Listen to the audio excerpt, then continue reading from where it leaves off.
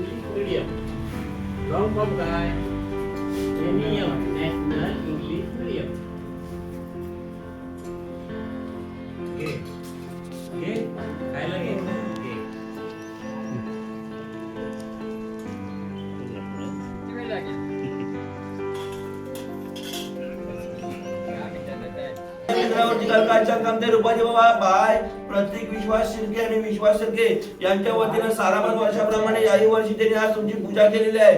आज ती पूजा तुम्ही मान्य करून घ्यायची आणि त्यांच्या लेकरांच्या मनामध्ये ज्या ज्या काही इच्छा असेल त्या काही तुम्ही पूर्ण करायच्या आहेत. आज तुमच्या जीवावरती तुमच्या बळावरती ते बाहेर इंटरनेट करीत असतात. त्यांच्या या कुटुंबावरती कोणतं काय रागरूक असेल, चांगुष्ट असतील, बोलिकाशी असतील, बारावीक असतील, जे काय असतील तिकडे दूर करा. ते संपूर्ण कुटुंबाला सुखाने सांभाळा. बाई माझ्या आई नवलाई कालकाई नमिंद्रावरची कालकाई सरकमते रूपाजी बाबा बाय प्रत्येक शिर्के बाय तुमचा खेडे तुमचा पुजारी आहे. आज बाय सारावर वर्षाप्रमाणे याही वर्षी त्यांनी न चुकता तुमचा राखण्याचा नारळ दिलेला आहे. आज तो नारळ तुम्ही मान्य करून घ्यायचा आणि त्यांच्या घरादारात मुलाबाळांना सगळ्यांना सुखाने सांभाळा.